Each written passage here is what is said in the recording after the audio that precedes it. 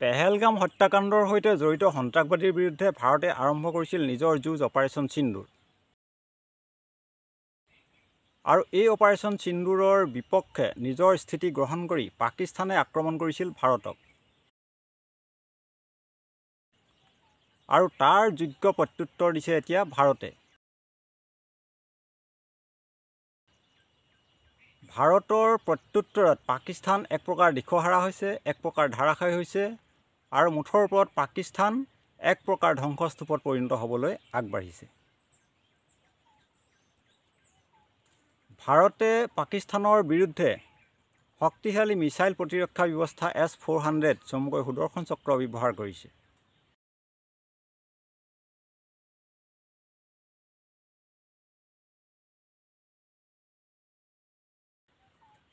আৰু যি সুদৰ্শন চক্ৰৰ আগত পাকিস্তান তিষ্ঠ দিব পৰা নাই, পাকিস্তানৰ সকলো কাৰ্যকলাপ এই মিছাইলৰ জৰিয়তে ধৰা পেলাই তাক ধ্বংস কৰি দিয়া হৈছে।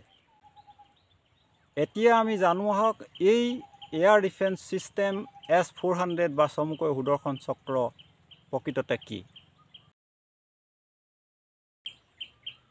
পাকিস্তানৰ বিপক্ষে ভাৰতে ব্যৱহাৰ কৰিছে উন্নত মানৰ মিছাইল প্ৰতিৰক্ষা ব্যৱস্থা, যাক কোৱা হয় S-400 বা সুদৰ্শন চক্ৰ।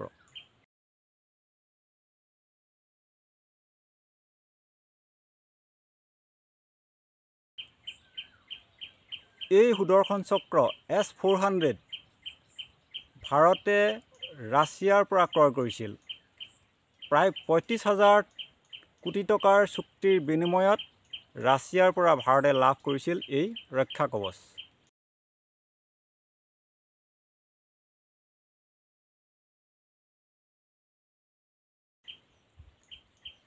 এই ছিষ্টেমৰ জৰিয়তে শত্ৰুপক্ষৰ গতিবিধি নিৰ্ণয় কৰি একেলগে 72টা মিছাইল প্ৰেৰণ কৰিব পৰা যায় আৰু এবাৰত 80টা স্থানত টাৰ্গেট কৰিব পৰা যায়, আঘাত কৰিব পৰা যায়।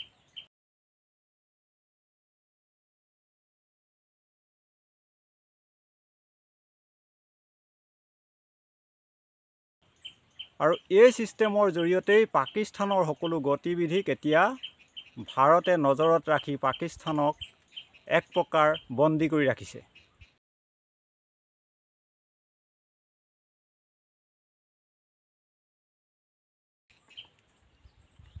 এই S-400 ৰাছিয়াই প্ৰথমতেই 2007 চনত নিজৰ সেনাবাহিনীত চামিল কৰিছিল। S-400 এয়াৰ ডিফেন্স চিষ্টেমত থাকে এটা surveillance radar system, surveillance radar,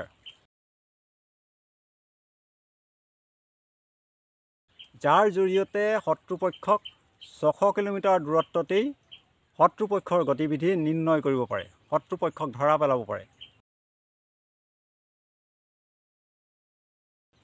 আৰু যেতিয়াই এই ছাৰ্ভিলেন্স ৰাডাৰে 600 কিলোমিটাৰ দূৰত্বত শত্ৰুপক্ষক ধৰা পেলায়, শত্ৰুপক্ষৰ গতিবিধি নিৰীক্ষণ কৰে আৰু যেতিয়া শত্ৰুপক্ষ 400 কিলোমিটাৰ ৰেঞ্জৰ ভিতৰত আহি যায়, তেতিয়াই এই ৰাডাৰ ছিষ্টেমটোৱে নিজৰ ফায়াৰ কণ্ট্ৰল ৰাডাৰ ছিষ্টেমক সংকেত প্ৰেৰণ কৰে যে শত্ৰুপক্ষ 400 কিলোমিটাৰ ৰেঞ্জৰ ভিতৰত আহি গ'ল, এতিয়া আক্ৰমণ কৰিব লাগে।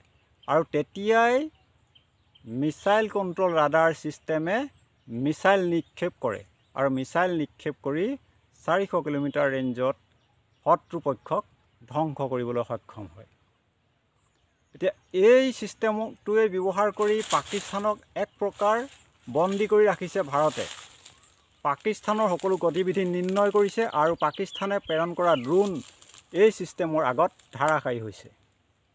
এয়াই হৈছে এয়াৰ ডিফেন্স চিষ্টেম S-400 চমুকৈ সুদৰ্শন চক্ৰ, যাৰ জৰিয়তে ভাৰতে পাকিস্তানক বন্দী কৰি ৰাখিবলৈ সক্ষম হৈছে, পাকিস্তানক ধ্বংস কৰিবলৈ সক্ষম হৈছে, পাকিস্তানক যোগ্য প্ৰত্যুত্তৰ দিবলৈ সক্ষম হৈছে।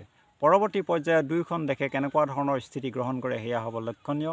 গতিকে আজিলৈ ইমানতেই সামৰিছোঁ। ধন্যবাদ।